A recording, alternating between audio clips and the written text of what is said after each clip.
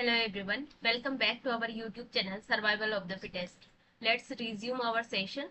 जिसमें हम 41 questions discuss करेंगे. So this question is, which model proposes that multiple mutations are required to cause cancer? तो जैसा कि हमें पता है कैंसर कोज करने के लिए एक तरह का कोई म्यूटेशन से कोई फर्क नहीं पड़ता है, क्योंकि बॉडी के अंदर इतने सारे मैकेनिज्म होते हैं, इतने सारे जो प्रिवेंटिंग मैकेनिज्म होते हैं जिसकी वजह से कैंसर को कोज होने से बचाया जाता है. काफी सारा हमारा इम्यून सिस्टम, हमारी सारी जो सेल अपोप्टोटिक सिस्टम, ये सारे वर्क करते हैं और चेक पॉइंट्स वर्क करते हैं, जिसकी वजह से कैंसर होना बहुत रेयर होता है. कैंसर जो कोज होता है उसके काफी सारे इफेक्ट होते हैं, काफी सारे फैक्टर्स मिलके एक कैंसर कोज करते हैं. एक सिंगल फैक्टर की वजह से कैंसर कोज नहीं होता है. जैसे कि कहीं पे हम सुनते हैं कि कोई सिगरेट पीता है, पूरी लाइफ सिगरेट पीता है, वो ड्रिंक भी करता है लेकिन उसको कैंसर नहीं हुआ. लेकिन जो बिल्कुल ऐसा कुछ भी नहीं पीता था, नहीं खाता था, उसके बाद भी उसको कैंसर हो गया. तो उसके मल्टीपल रीजंस हो सकते हैं इसके.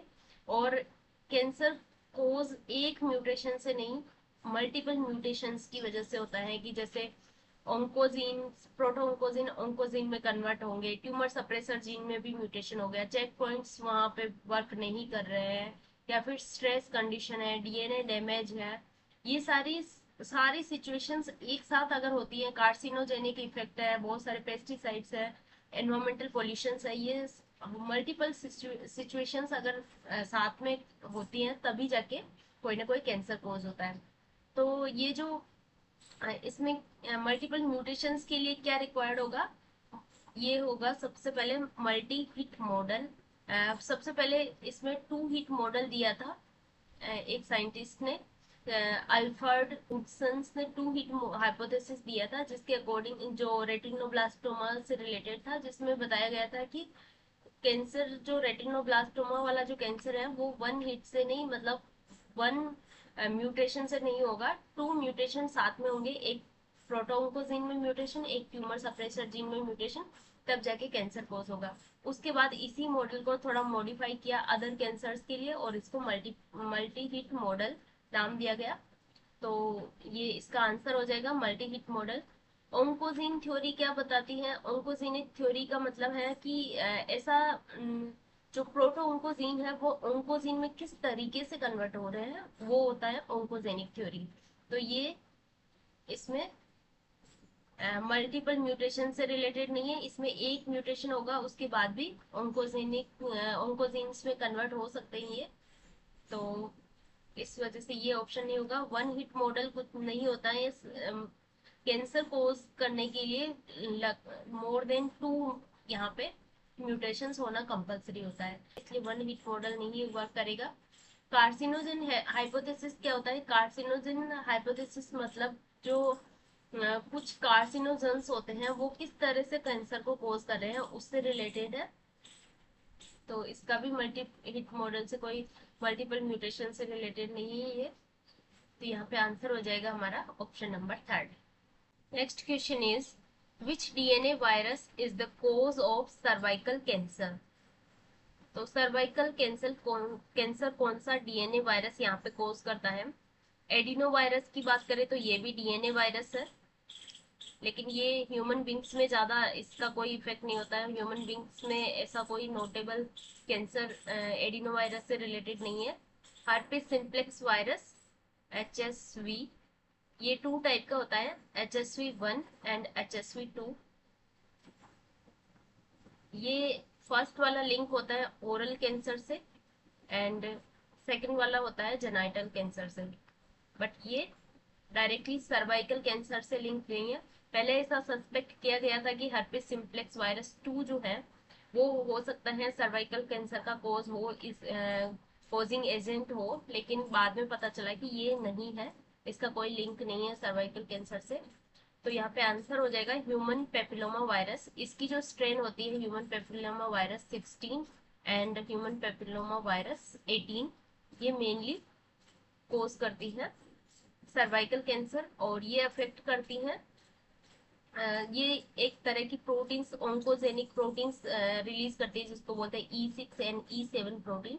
और ये अफेक्ट करती है P53 जीन को एंड रेटिनोब्लास्टोमा जीन को। तो इस तरह से ये कैंसर कोज करती है। हेपेटाइटिस बी वायरस, ये नाम से पता चल रहा है ये एक लीवर कैंसर से रिलेटेड है। और जो ह्यूमन पेपिलोमा वायरस जो है, इसका जो डीएनए होता है, इसका जो जेनेटिक मटेरियल है वो भी डीएनए है, बट ये सर्कुलर डीएनए होता है। बाकी अदर जितने भी ये यहाँ पे ऑप्शंस में दे रखे वायरस, ये भी डीएनए वायरसेस है, बट इनका ये लीनियर डीएनए होता है। लेकिन जो ह्यूमन पेपिलोमा वायरस है उसका DNA genetic material circular DNA होगा। तो यहाँ पे आंसर हो जाएगा हमारा option number third. Next question is, which of these help prevent premature incorrect folding of newly made protein? तो कौन सी यहाँ पे कौन सी प्रोटीन्स जो है वो न्यूली मेड प्रोटीन को इनकरेक्ट फोल्डिंग से बचाता है? तो यहाँ पे ऑप्शंस देखे तो कैल्पोनिन, फेसिन, फेलोइडिन एंड कैलनेक्सिन। तो हमें पता है कैलनेक्सिन एंड कैल रेटिकुलिन दोनों ही चैपेरोन प्रोटीन है, और ये एंडोप्लाज्मिक रेटिकुलम के अंदर प्रेजेंट रहती है और प्रिवेंट करती है जो ग्लाइकोप्रोटीन न्यूली फॉर्म्ड प्रोटीन होती है एंडोप्लाज्मिक रेटिकुलम के अंदर, स्पेशली जो एन लिंक्ड ग्लाइकोसाइलेशन के बाद जो प्रोटीन्स बनती है उसको ये इसकी मिसफोल्डिंग को रिकॉग्नाइज करके उसको प्रिवेंट करती है, उसकी इनकरेक्ट फोल्डिंग से उसको प्रिवेंट करती है। तो आंसर हो जाएगा हमारा कैलनेक्सिन। कैल्पोनिन की बात करें तो ये स्मूथ मसल्स के अंदर प्रेजेंट रहती है, मेनली स्मूथ मसल्स के अंदर। और ये जो स्मूथ मसल्स का कॉन्ट्रेक्शन है उसमें उसको रेगुलेट करने का काम करती है। जैसे ये बाइंड होती है एक्टिन, ट्रोपोमाइसिन, इस तरह से, और कैलमेडुलिन, इन प्रोटीन के साथ में ये बाइंड होके जो स्मूथ मसल्स का कॉन्ट्रैक्शन होता है उसको रेगुलेट करने का काम करती है। तो ये कोई चेपरोन प्रोटीन नहीं है। और फेलोइडिन की बात करें तो ये एक टॉक्सिन होता है। एमेनिटा फेलोइड्स एक टाइप का मशरूम होता है, उससे ऑब्टेन होता है फेलोइडिन टॉक्सिन। और इसका यूज किया जाता है जैसे ये मेनली क्या करता है, एक्टिन के साथ में बाइंड होके उसके डीपोलराइजेशन को प्रिवेंट करता है। तो उसकी वजह से क्या होगा कि एक्टिन का डीपोलराइजेशन नहीं हो पाएगा, तो जब सेल का डिवीजन होता है उस टाइम ये एक्टिन के डीपोलराइजेशन को प्रिवेंट करेगा। उसकी वजह से सेल का जो साइटोप्लाज्म का जो डिवीजन है, साइटोकाइनेसिस, वो प्रॉपर तरीके से नहीं हो पाएगा। तो इस वजह से फेलोइडिन इसको इनिबिट करता है, साइटोकाइनेसिस को। तो ये भी नहीं हो पाएगा। और फेसिन की अगर बात करें तो फेसिन एक टाइप की एक्टिन के साथ बाइंड होती है, ये भी एक टाइप की एक्टिन बाइंडिंग प्रोटीन ही है। और ये जो जैसे कोई फिलोपोडिया है या फिर ऐसी सेल्यूलर कोई स्ट्रक्चर है उसके अंदर प्रेजेंट रहती है।